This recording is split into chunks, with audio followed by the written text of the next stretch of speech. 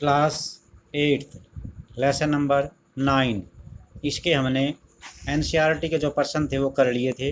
अब कुछ एक्स्ट्रा प्रश्न बनते हैं जो आपके लिए बहुत ज़रूरी हैं। तो जो पहला प्रश्न है वो है भी 200 साल पहले महिलाओं की स्थिति का वर्णन करें, या 200 साल पहले महिलाओं की क्या स्थिति थी इसका वर्णन करें। तो इस प्रश्न का उत्तर आपकी बुक में दिया है फर्स्ट पेज के ऊपर ही, ये आप देख सकते हैं अच्छी तरह से।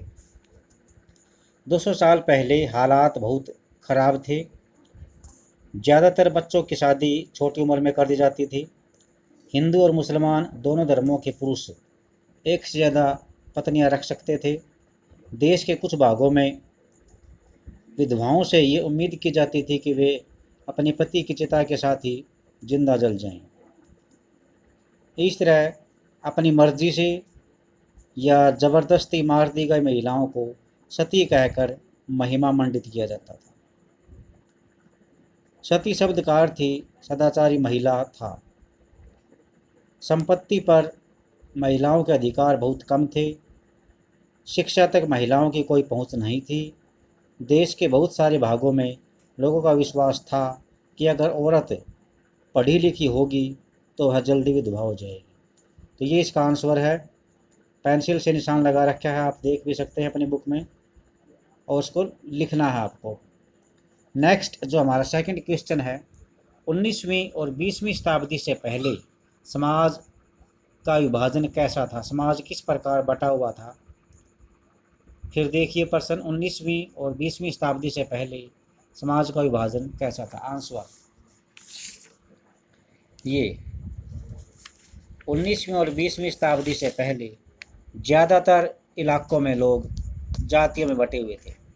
ब्राह्मण और क्षत्रिय खुद को ऊंची जाति का मानते थे। इसके बाद नंबर आता है भी व्यापार और महाजनी आदि से जुड़ी जातियों का, जिन्हें वैश्य कहा जाता था।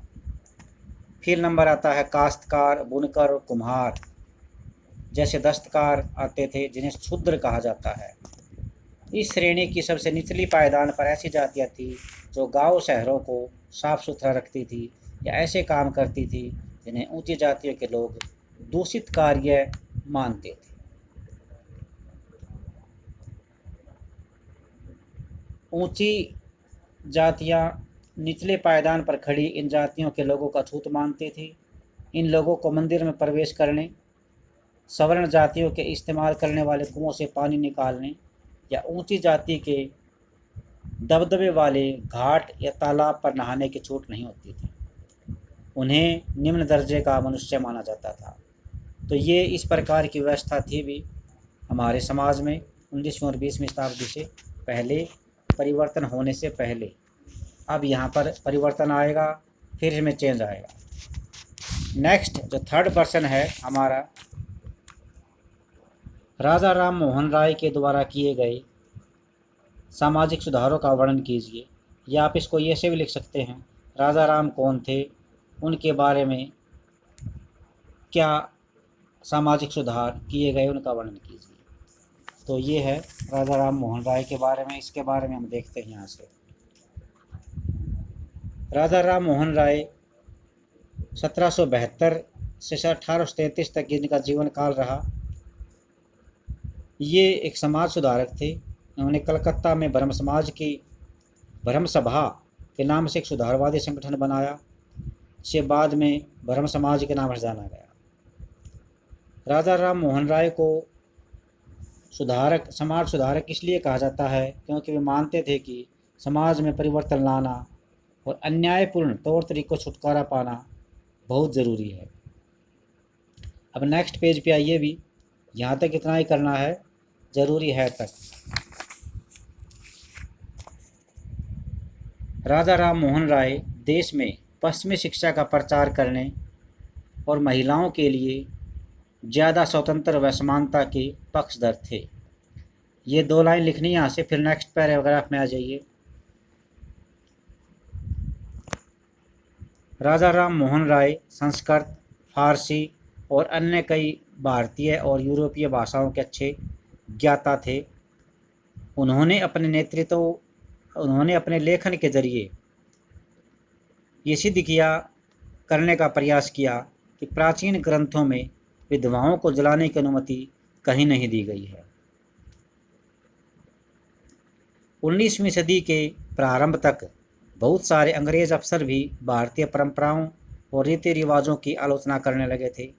वे राजा राम मोहन राय के विचारों को सही मानते थे और विद्वान के रूप में उनकी एक प्रतिष्ठा थी। इस प्रकार 1829 में सती प्रथा पर पाबंदी लगा दी गई। राजा राम मोहन राय ने इस अभियान के लिए जो रणनीति अपनाई, उसके बाद के सुधारकों ने भी इसे अपनाया। उन्हें जब किसी भी हानिकारक प्रथा को चुनौती देना होता था तो वे अक्सर प्राचीन ग्रंथों से ऐसे श्लोक या वाक्य ढूंढने का प्रयास करते जो उनकी सोच का समर्थन करते थे। इसके बाद वे दलील देते कि संबंधित वर्तमान रीति रिवाज प्रारंभिक परंपरा के खिलाफ हैं।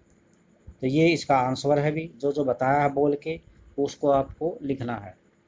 नेक्स्ट आज के लिए हमारा जो लास्ट प्रश्न है वो है भी, ईश्वर चंद्र विद्यासागर के द्वारा किए गए सामाजिक सुधारों का वर्णन कीजिए।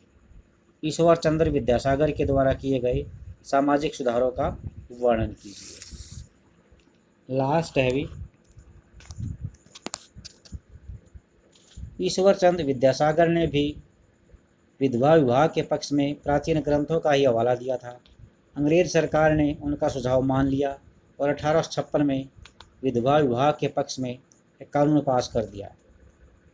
जो विधवाओं के विवाह का विरोध करते थे उन्होंने विद्यासागर का विरोध किया और यहाँ तक कि उनका बहिष्कार कर दिया। इसके बाद नेक्स्ट पेज पे आइए भी, इन्होंने महिलाओं की शिक्षा के लिए कलकत्ता में विद्यासागर और बम्बई में बहुत सारे अन्य समाज सुधारकों ने लड़कियों के लिए स्कूल खोले। 19वीं सदी के मध्य में जब इस तरह के स्कूल खुले तो बहुत सारे लोग उनसे डरते थे। लोगों को भय था कि स्कूल वाले लड़कियों को घर से निकाल देंगे। इसके बाद आप यहाँ पे आइए भी लास्ट में,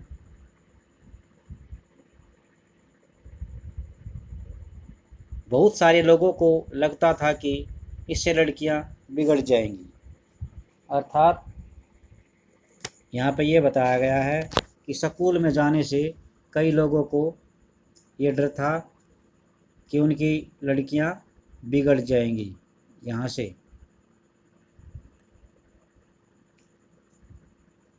बहुत सारे लोगों को लगता था कि लड़कियां बिगड़ जाएंगी, पढ़ लिख जाएंगी, तो उनकी मान्यता थी कि लड़कियों को सार्वजनिक स्थानों से दूर रहना चाहिए। 19वीं सदी में पढ़ने वाली ज़्यादातर महिलाओं को उदार विचारों वाले पिता या पति की देखरेख पर ही घर ही पढ़ाया जाता था। तो आप इसको ऐसा करना, यहीं तक लिख लेना, लड़कियों को सार्वजनिक स्थानों से दूर रखना चाहिए यहाँ पर। फिर